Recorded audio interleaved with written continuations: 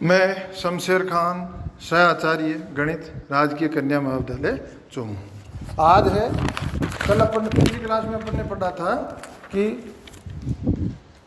यथार्थ अवकल समीकरण, यथार्थ अवकल समीकरण होने की, कोई समीकरण यथार्थ अवकल समीकरण होने की आवश्यक एवं पर्याप्त शर्त भी अपन ने पढ़ी, चेक करते हैं और उस विधि से इसको हल कर लेते हैं।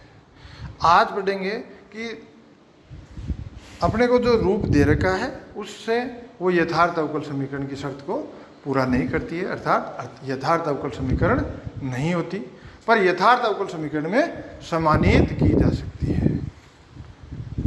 तो समानीत करने की, यथार्थ अवकल समीकरण में परिवर्तित करने की कई विधियां हैं। उसमें है, एक है समाकल गुणांक विधि। इस विधि से इसको यथार्थ समीकरण में बदला जा सकता है। अब समाकल गुणांक क्या है? जो समीकरण यथार्थ अवकल समीकरण नहीं होते उन्हें साधारणतया x तथा y के विशेष फलनों द्वारा गुणा करके यथार्थ अवकल समीकरण बनाया जा सकता है। ऐसे विशेष फलनों को समाकल गुणांक कहते हैं। समाकल गुणांक ज्ञात करने की कई विधियां हैं। उसमें सबसे प्रथम है निरीक्षण द्वारा। निरीक्षण द्वारा समाकल गुणांक ज्ञात करते हैं। कभी कभी समीकरण के पदों को पुनः व्यवस्थित करने या निरीक्षण द्वारा ही समाकल गुणांक ज्ञात किया जा सकता है। दी हुई समीकरण को एडजस्ट करते हैं और उसके बाद देखते हैं कि इसको किस फलन से गुणा करें कि ये समाकल यथार्थ बन जाए। पर निरीक्षण विधि में आपको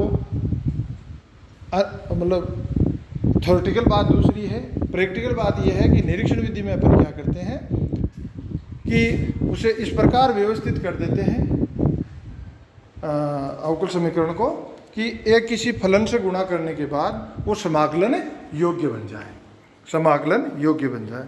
इस प्रकार के समीकरणों को पुनः व्यवस्थित करने के उपरांत हम निरीक्षण द्वारा यह पता लगा लेते हैं कि इस समीकरण को किस फलन से गुणा करने पर यह यथार्थ अवकल समीकरण बन जाती है। अब यथार्थ अवकल समीकरण है या नहीं है इसे अपन चेक नहीं करते, निरीक्षण विधि में इतना ही करते हैं, उसको एडजस्ट कर देते हैं, एडजस्ट करके किसी एक पद से गुणा कर देते हैं। गुणा करते ही वो समीकरण समाकलन योग्य बन जाती है और जिससे अपन गुणा करते हैं उसे अपन कहते हैं समाकल गुणांक। इसे हल करने के लिए या तो इसे समाकलित करने के लिए कुछ परिणाम सीधे ही अप्लाई करके समाकलन करते हैं जो कि अपने को याद रखने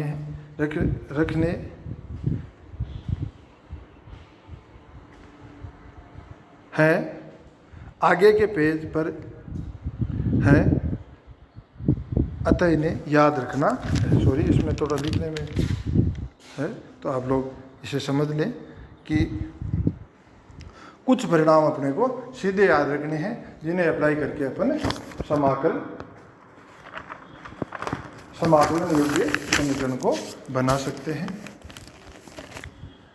अब कुछ परिणाम है, जैसे अपन कहते हैं x dy plus y dx, ये किसका अवकलन है?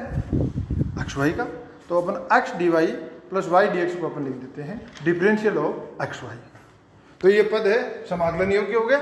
जबकि x dy, अपन बात करते हैं कि dy के साथ y के पद होने चाहिए और dx के साथ x के पद होने चाहिए। यहाँ y dx plus x dy या x dy plus y dx तो विपरीत है, पर इसको कंबाइंड करें तो ये किसका अवकलन है? डिफरेंशिएशन ऑफ x y का अवकलज है। तो इस प्रकार के करीब 25 के करीब परिणाम है जो आपको मैंने इस स्क्रीन पे दे दिए, नोट्स में भी दे दिए। तो आप लोग इन परिणामों को याद करो और इन्हें अप्लाई करो। सीधे हैं, अपने एक एग्जाम्पल देखते हैं जो स्क्रीन पर मैंने लगा रखा। हल कीजिए 1 plus y x cosine x d is equal to 1 minus y d x is equal to 0। अब दिए हुए समीकरणों का हम पुनर्व्यवस्थित करें तो एक पद तो आ जाएगा x d y plus y d x plus x y common x d y minus y d x is equal to 0। उपरोक्त समीकरण को निरीक्षण से अपने को ये पता लगता है, जो परिणाम है वो अपने दिमाग में घूमते रहने चाहिए 25 के 25 कि भाई ये जो पद हैं वो उन परिणामों के रूप के कैसे बन सकते हैं। तो इस समीकरण को यदि अपन x स्क्वायर वाई स्क्वायर से 1/x² से गुणा करें तो अपना नया समीकरण हो जाता है x dy plus y dx upon x² plus y dx minus x dy upon xy is equal to 0।